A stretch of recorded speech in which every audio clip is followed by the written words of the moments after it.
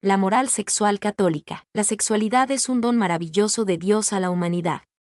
Lamentablemente, en el campo de la moral sexual católica hay problemas para aprender la sexualidad de un modo homogéneo y compartido por toda la comunidad de los creyentes. El magisterio plantea reiteradamente una doctrina precisa. Sin embargo, una significativa proporción de fieles actúa de modo diverso a las propuestas oficiales y parecen guiarse por una intuición diferente de la sexualidad, camino en el que son acompañados en cierta medida por algunos sacerdotes y teólogos. ¿Cómo puede haber llegado a ocurrir esto en una comunidad como la católica, habitualmente unida y relativamente obediente a sus autoridades y provista de una reflexión tan desarrollada como la teología moral? En el Concilio Vaticano II hubo grandes progresos en varios campos, pero, según un testigo como Congar, los avances habrían sido insuficientes en el campo de la teología moral. Postulamos que en el seno de la comunidad católica puede estarse dando una transformación y una crisis de paradigma en el modo de concebir, percibir y vivir la sexualidad desde hace unos 50 años a esta parte, crisis que parece no haberse resuelto definitivamente. En el estudio de este problema, nos parece fecundo utilizar las ideas propuestas por un autor de historia de las ciencias, Thomas Kuhn, en su libro La estructura de las revoluciones científicas. Este autor plantea que las ciencias naturales, como también otros campos del saber, avanzan por un tiempo en sus descubrimientos de un modo que denomina normal, por acumulación y desarrollo de nuevos conocimientos. Sin embargo, de vez en cuando este avance tranquilo se ve interrumpido por periodos de crisis, que por la profundidad de los cambios que engendran, Kuhn denomina revoluciones de la ciencia. Las crisis se resuelven finalmente cuando el grueso de la comunidad envuelta en el proceso adopta por fin un nuevo paradigma, que en adelante organiza y orienta el avance de la disciplina, abandonando el antiguo. Aquí reflexionaremos sobre la sexualidad católica, aplicando por una parte las ideas de Kuhn, y también orientados por la perspectiva del autor de este ensayo, la medicina y la psicología. Estudiaremos la historia de la reflexión sobre la sexualidad, refiriéndonos tanto a contenidos doctrinales como a ciertos episodios personales de los actores en debate, de los últimos 50 años. Aunque los momentos personales pueden parecer adjetivos, ellos muestran precisamente las resistencias ante la aparición de un nuevo paradigma y son relevantes para trazar su génesis e historia. Esta es la reflexión de un médico creyente desde la perspectiva de la historia del pensamiento, de modo que aquí hacemos un estudio centrado especialmente en lo histórico y epistemológico más que en lo propiamente teológico. Cabe preguntarse si es legítimo que ideas de la historia de las ciencias naturales de Kuhn sean aplicadas a un campo como la teología moral, que tiene rasgos singulares. En nuestra opinión es pertinente esta tentativa toda vez que en la teología moral hay también una búsqueda de racionalidad sistemática, que la ha llevado a ella misma a describirse como ciencia. Adicionalmente, en teología ya se han utilizado los conceptos de Kuhn, por lo que nuestro intento tiene amplios precedentes. En nuestra opinión, al menos por analogía, las ideas de Kuhn pueden ser iluminadoras en la parte reflexiva y sistemática de la teología moral. Los conceptos de Kuhn también han sido aplicados al estudio de otros campos del saber y de la conducta humana como la historia del arte y la política, lo que muestra que su campo de aplicación es amplio y va más allá de las ciencias naturales. Síntesis de las propuestas de Kuhn. 1. Las revoluciones en la ciencia. Un elemento central de la teoría de Kuhn es la idea de paradigma, descrito por el autor como toda la constelación de creencias, valores, técnicas, que comparten los miembros de una comunidad dada. 7. Es un conjunto de conceptos y métodos que organizan y dan forma al avance de una ciencia o disciplina. Por ejemplo, en la antigüedad en el estudio de la naturaleza predominó el enfoque aristotélico respecto al estudio de los cuerpos que caen. Esta manera de mirar el movimiento físico se transformará con el nuevo paradigma de Galileo, quien percibió algo inédito: cuerpos que oscilan. El péndulo quizás siempre estuvo allí, pero antes era irrelevante, pues el paradigma antiguo no sabía qué hacer con él. Un nuevo paradigma proporciona una perspectiva nueva de observación de los fenómenos. 2. Crisis de un paradigma en la ciencia. Kuhn plantea que el cambio es desencadenado por observaciones nuevas que resultan anómalas, pues ya no pueden ser explicadas por el paradigma dominante. Esto llama la atención de los investigadores, que se concentran en esta zona extraña. El paradigma vigente empieza a fracasar persistentemente para explicar los nuevos hechos, lo que es necesario para desencadenar la crisis. 8. Se desarrollan múltiples investigaciones para lo cual se construyen esbozos de teorías, con el fin de explicar lo nuevo. Estos esbozos surgen de un nuevo paradigma. Ambos paradigmas coexisten por un tiempo, quedando la comunidad dividida temporalmente entre los partidarios del antiguo y los seguidores del candidato a nuevo paradigma. Los investigadores que llevan años trabajando en el paradigma antiguo se resisten típicamente a aceptar las nuevas ideas. Están comprometidos con el sistema establecido, que por lo demás ha permitido el progreso hasta el punto actual. Los investigadores más jóvenes y más libres empiezan a explorar el nuevo paradigma, relacionándolo con sus propias investigaciones. Si este comienza a mostrarse útil para explicar los resultados y sugerir nuevos caminos, será adoptado en forma creciente. 3. Persuasión versus imposición. El nuevo paradigma solo puede ser adoptado por persuasión, siendo imposible imponerlo. Esta es una característica crucial. Hay casos de investigadores que rechazan hasta el fin de sus días el nuevo paradigma, que sin embargo ya se ha extendido, dominando completamente la comunidad científica. Son personas incapaces de asumir el esfuerzo de abandonar la perspectiva clásica para adoptar una nueva, quizá incierta para ellos. Y sin embargo, de la adopción de estos cambios depende el progreso de la ciencia. Kuhn analiza el tipo de cambio cognitivo de los investigadores desde el antiguo hacia un nuevo paradigma. Propone una imagen tomada de la psicología de la percepción.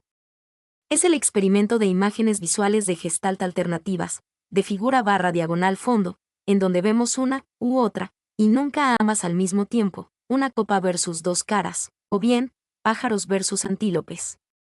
Una imagen captura nuestra atención, bloqueando la otra imagen posible. Kuhn sugiere que el cambio de paradigma por parte de los científicos tiene analogías con este fenómeno de percepción de una Gestalt. 9. Con una diferencia, que en la ciencia una vez que se cambia de paradigma, se vuelve casi imposible volver atrás, produciéndose un interruptor definitivo e irreversible. Solo es posible volver atrás, en la actitud propia del historiador de la ciencia. Un hecho llamativo es que la adopción del nuevo paradigma no resulta de una demostración puramente racional, como quizás se habría esperado en el campo de las ciencias. Al comienzo de la crisis, el antiguo paradigma incluso suele tener más apoyos racionales, pues está firmemente respaldado por muchos trabajos y conocimientos. Al comienzo de la crisis, los esbozos de nuevo paradigma son precarios. Quienes lo postulan son guiados al comienzo por una intuición más que por un sistema racional elaborado y completo. Estos esbozos los guían a nuevas exploraciones hasta que, gradualmente, el nuevo paradigma se elabora y se perfecciona.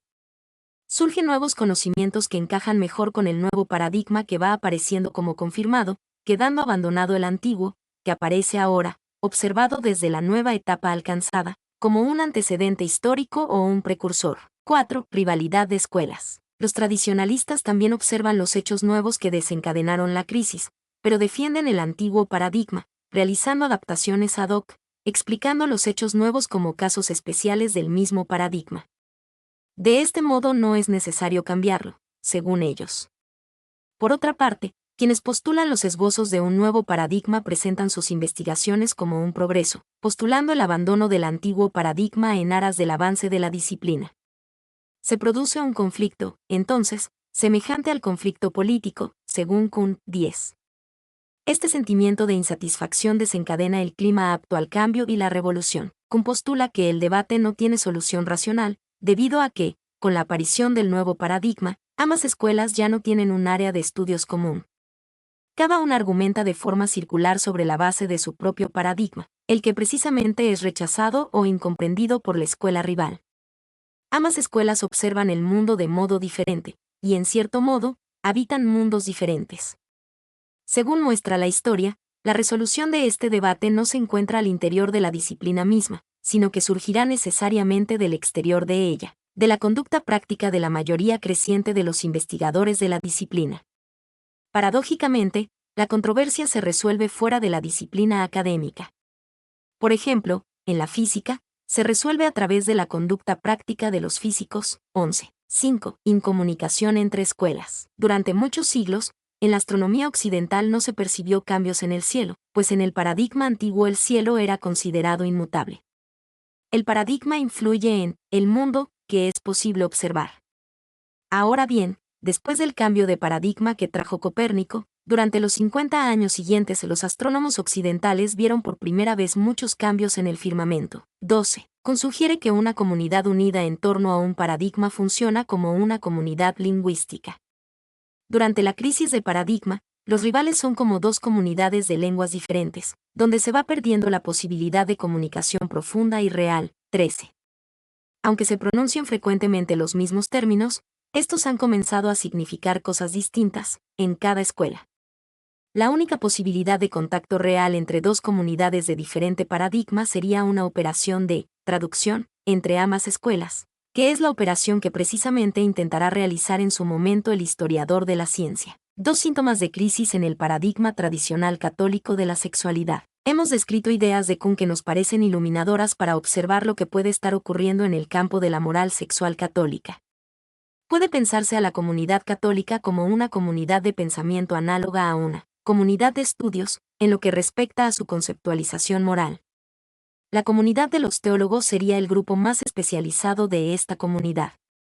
¿Qué ha ocurrido en esta comunidad respecto a la sexualidad en el último siglo? 1. Aparición de hechos y conocimientos nuevos. Nos parece que la irrupción de dos nuevos descubrimientos desencadenaron abiertamente una crisis en la manera de pensar la sexualidad católica, aunque su radicalidad posiblemente no fue evidente al comienzo.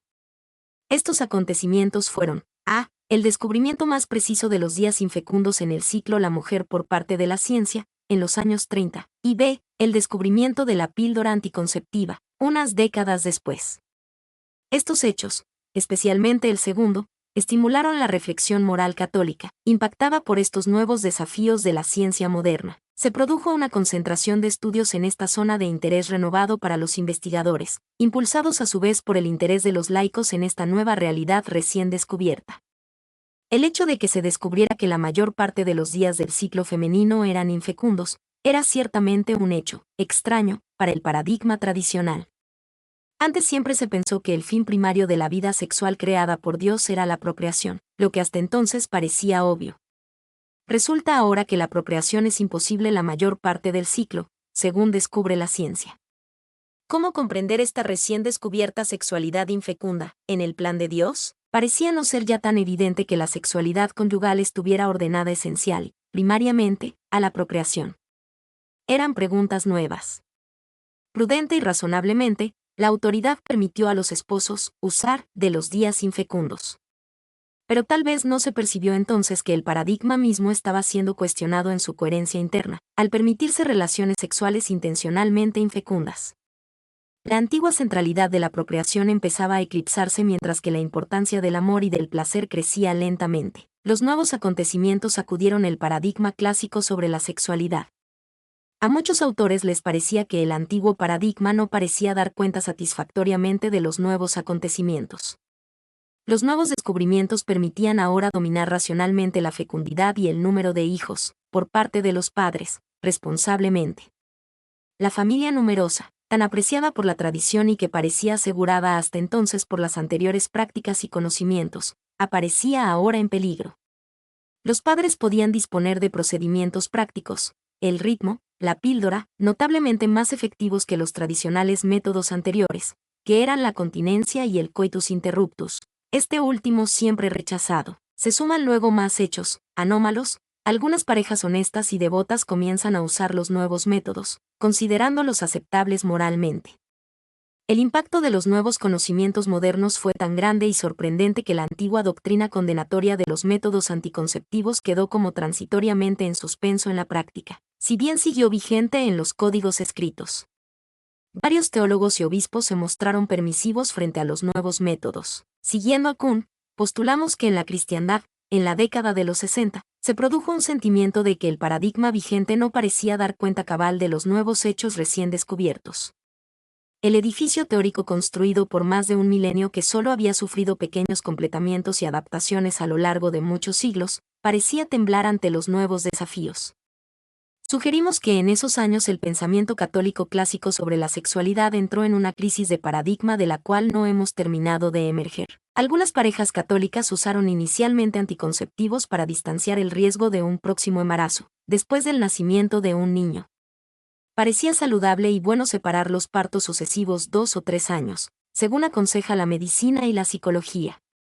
¿Acaso Dios podría querer que naciera un niño apenas 10 meses después de otro, abrumando a la madre y la crianza, como a veces ocurría antes de los anticonceptivos?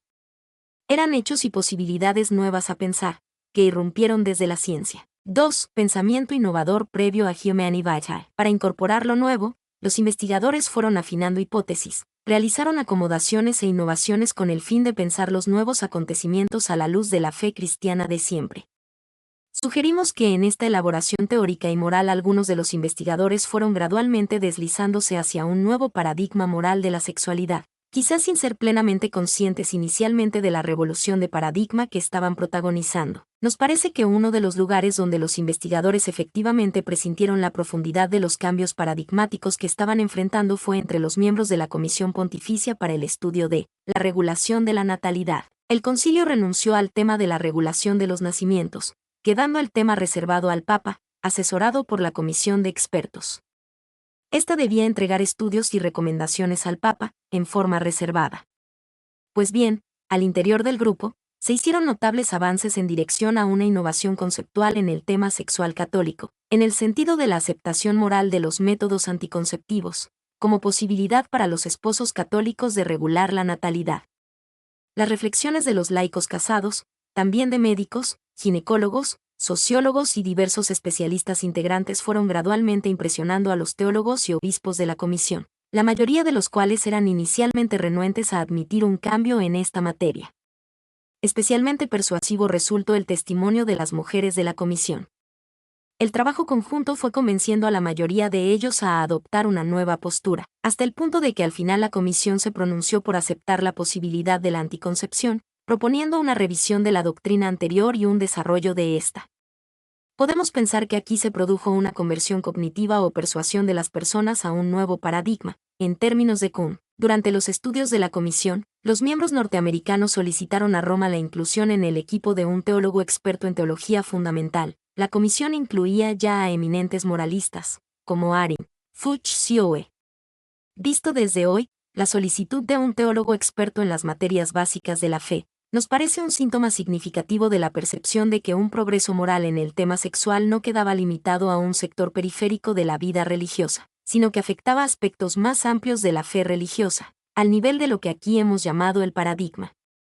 Pareciera que los miembros americanos de la comisión necesitaban poder pensar de modo más completo, invitando a un teórico experto en paradigmas de la fe. Más allá del campo restringido de la moral, lamentablemente no se otorgó el teólogo solicitado. Significativamente, al interior de la comisión la mayoría de los miembros se fueron persuadiendo de la postura innovadora. Al final, todos los laicos de la comisión estaban por el cambio, pese a que varios de ellos conducían hasta entonces programas de regulación de la natalidad de tipo natural, pero su experiencia los había hecho evolucionar. Una pequeña minoría de sacerdotes mantuvo su rechazo a innovar. Siguiendo nuestra hipótesis de trabajo, podemos pensar que en el seno de la comisión se fueron formando entonces dos pequeñas escuelas, que quedaron finalmente incomunicadas. Por la ruptura del diálogo, las recomendaciones finales fueron dobles y de orientación contraria. Una conclusión de mayoría, innovadora, y otra de minoría, tradicional. Los informes finales eran confidenciales, pero, afortunadamente para los historiadores, pronto se hicieron públicos. Esta incomunicación entre escuelas rivales al interior de la comisión nos parece comprenderse mejor desde las teorías de Kuhn. Sugerimos que al final cada grupo ya pensaba desde un paradigma diferente.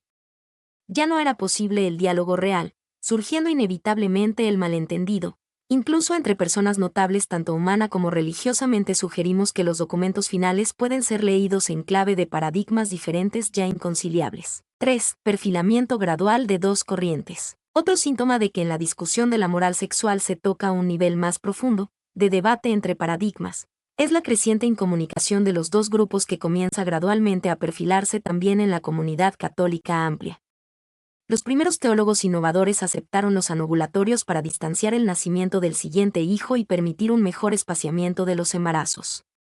Se van sumando poco a poco más voces, incluso de autores importantes y prestigiados de los que nadie puede dudar su preparación y fe. Se va enriqueciendo la discusión integrándose ideas y planteamientos nuevos de los autores innovadores.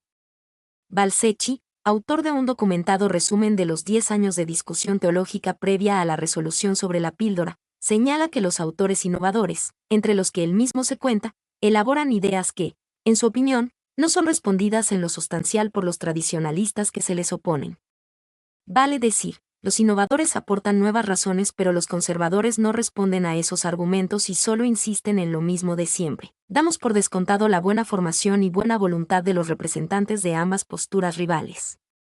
Si la comunicación profunda no se establece, siguiendo nuestra hipótesis, sugerimos que puede haberse producido lentamente un deslizamiento del suelo teórico en el que los rivales discutían, quedando gradualmente en distintas perspectivas y empiezan a hablar de cosas distintas, sin encontrarse. Unos dan argumentos nuevos. Los otros insisten en que el cambio es imposible, sin detenerse a examinar la posible fuerza de los argumentos aportados, pues les parecen, seguramente desde su propio paradigma, no pertinentes o irrelevantes. No entramos aquí en los detalles del debate, pues queremos describir sus rasgos generales. Otro rasgo del funcionamiento de la ciencia al interior de un paradigma es la frecuente existencia de afirmaciones circulares. Se afirma algo porque está confirmado por el paradigma mismo, constituyendo una tautología, funcionando al modo de una definición. Las definiciones establecen una verdad y no se pueden corregir. Muchas aseveraciones normales en la ciencia suelen ser de este tipo, según Kuhn. Demos un ejemplo de afirmación circular o tautológica, pero plena de sentido en el paradigma tradicional de la moral católica, estando el acto conyugal destinado, por su misma naturaleza, a la generación de los hijos. Los que en el ejercicio del mismo lo destituyen adrede de su naturaleza y virtud, obran contra la naturaleza, vale decir, como es natural tener hijos, no tenerlos es antinatural. La conclusión no agrega conocimiento, solo duplica la premisa inicial. Es el terreno de lo obvio. Los tradicionalistas de la Comisión Pontificia de Estudios de la Natalidad reconocieron hidalgamente que no podían fundamentar racionalmente su postura, de la que sin embargo estaban completamente seguros. Si pudiéramos aportar argumentos claros y convincentes por la sola razón, no sería necesaria nuestra comisión ni se daría en la Iglesia el presente estado de cosas. Otro pensamiento tautológico de los tradicionalistas. La Iglesia no puede modificar su respuesta porque ésta es verdadera. La doctrina en sí no puede no ser verdadera. Es verdadera porque la Iglesia no ha podido equivocarse de una manera tan nefasta a lo largo de todos los siglos. El razonamiento no es erróneo pero es tautológico, basado solamente en el paradigma, que le da sustento. Al convencido le parece natural, al no convencido, no le aporta nada, o bien le parece ver una debilidad en la argumentación, pero ya desde otro paradigma. El pensamiento clásico confirma la verdad de su planteamiento en el hecho de que, siempre ha sido así, al abandonarse un paradigma, se abandonan con él muchas definiciones que dependían de él, y que se afirmaban en el pasado tautológicamente.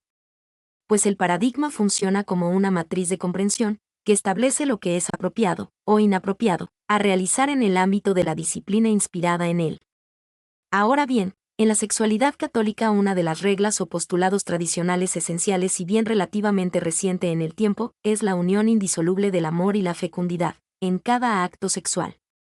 Pareciera que no se la sabe demostrar racionalmente, simplemente, es así, obvia para quien la percibe, y sirve de fundamento a muchos desarrollos. En el paradigma innovador, en cambio, esta regla simplemente no existe, pudiendo separarse perfectamente estos dos significados, es decir, el amor de la fecundidad, en ciertos actos conyugales.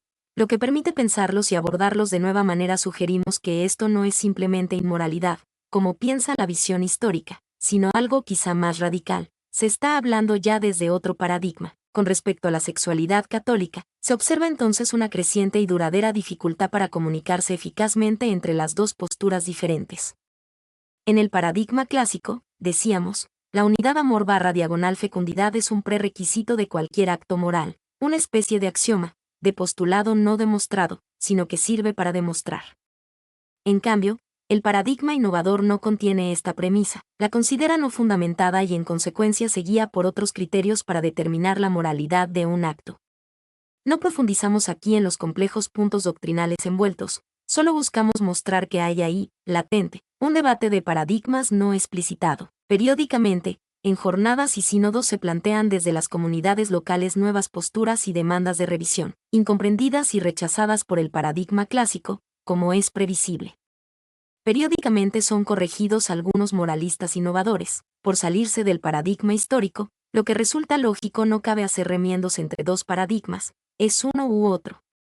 Ese es el dilema. En la sexualidad católica, La crisis de paradigma se quiso resolver mediante la fuerza persuasiva de la autoridad papal, como sabemos, lo que parece no haber funcionado del todo en la práctica de los fieles comunes. Un paradigma se instala por conversión y asentimiento interno, lo que es imposible de lograr por una decisión de la autoridad, que se puede acatar exteriormente, pero sin necesariamente convencer. En definitiva, solo el convencimiento es adecuado para la adopción de un paradigma, lo que a la larga se expresa en la conducta real de los miembros de una comunidad. 4. Debate sobre sexualidad en el concilio. Un episodio vivido en el concilio nos parece revelador de un posible debate de paradigmas subyacentes y no solo de un detalle específico de moral. En una sesión de 1964 tomaron la palabra cardenales y obispos importantes, aludiendo al problema moral que muchos católicos estaban viviendo en lo referente a la sexualidad, señalando una dirección renovadora. Según el cardenal Leger, la fecundidad es un deber relacionado, no tanto con cada acto en particular, como con el estado mismo del matrimonio. Le siguen en la misma orientación, al día siguiente, otros obispos. El patriarca de los melquitas de Antioquía, Máximos, de 86 años, decía ya en esa época, sobre la anticoncepción: aquí tenemos un conflicto entre la doctrina oficial de la Iglesia y la práctica contraria de la vasta mayoría de las familias católicas. Una vez más, la autoridad de la Iglesia es cuestionada en gran escala, pues bien, como sabemos, el tema del control de la natalidad fue restado del debate conciliar, por parte de la autoridad. El cardenal Suenens usó una expresión muy particular, al dirigirse a los padres conciliares. Les ruego, mis hermanos obispos, no permitamos un nuevo caso Galileo. Uno es suficiente para la Iglesia. Significativa mención a un científico que había desafiado el paradigma cultural de su tiempo. Desde nuestra perspectiva de estudio, Suenens había percibido lo que podía estar en juego en la sexualidad y quería evitar a la Iglesia un error que, según él, podía ser semejante al cometido en tiempos de Galileo. Sugerimos que el cardenal habría acertado en diagnosticar la crisis de paradigma en que el pensamiento católico se encontraba en relación a la sexualidad. Pero falló en su propósito y sus temores se cumplieron. Pareciera que el magisterio, como antaño, optó por lo más frecuente en una gran institución: reiterar lo antiguo y familiar, rechazando lo nuevo y desconocido. Como sabemos, las nuevas técnicas de la medicina, los fármacos hormonales que permitían dominar mejor la fecundidad humana, fueron excluidas en 1968, un rechazo reiterado posteriormente. 5. Autoridad central versus autoridad colegial. Otro episodio del concilio nos parece indicador de un debate propio de paradigmas. Gaudium et Spes es uno de los documentos innovadores del concilio, texto que incluye importantes avances en la comprensión religiosa de la sexualidad y el matrimonio. Pues bien, a última hora los sectores más tradicionalistas intentaron reafirmar la doctrina clásica sobre la anticoncepción, una vez terminados los debates conciliares. Estando muy avanzado el proyecto de texto definitivo, a última hora, a través de 4 enmiendas presentadas como propuestas por el Papa en una carta a la comisión redactora, se intentó zanjar los puntos en estudio a favor de la postura clásica. Este era un camino excepcional, por fuera de los procedimientos normales y ya establecidos de redacción. Se buscaba reafirmar la doctrina de Pío XI y XII lisa y llanamente, lo que causó gran preocupación en la comisión redactora. El concilio había decidido que un estudio posterior resolvería más adelante el tema de la anticoncepción, quedando su definición reservada al Papa, asesorado por una comisión. Pero estas enmiendas buscaban dejar el tema zanjado en las postrimerías del concilio, reafirmando la postura histórica, lo que dejaría sin libertad al estudio ya en curso. Finalmente, los redactores consiguieron una redacción de compromiso con estas importantes enmiendas, finalmente aceptada por todos, construyéndose la comentada Nota 14, que dejó el tema de la anticoncepción relativamente abierto o indeterminado para una decisión definitiva más adelante, según los estudios en curso.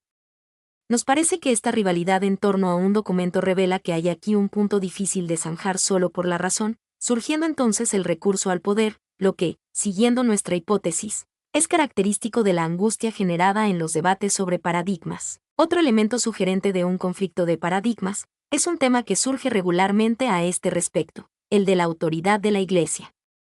Los tradicionalistas sostienen que un cambio de doctrina, entre otras razones, no es aceptable porque debilitaría seriamente la autoridad del magisterio en este y otros temas en el futuro. Los innovadores replican que un cambio que honra la verdad, más bien fortalece la autoridad y que, por el contrario, insistir en una formulación inadecuada ya a la época, la compromete más seriamente. De la primera afirmación haríamos una matización. Si la autoridad realiza un cambio y un desarrollo en lo moral, ocurre quizá algo que en cierto modo es vivido como peor por la sensibilidad tradicional, se debilita el propio paradigma clásico. Y esto es quizá inaceptable para los espíritus formados en ese paradigma por toda una vida.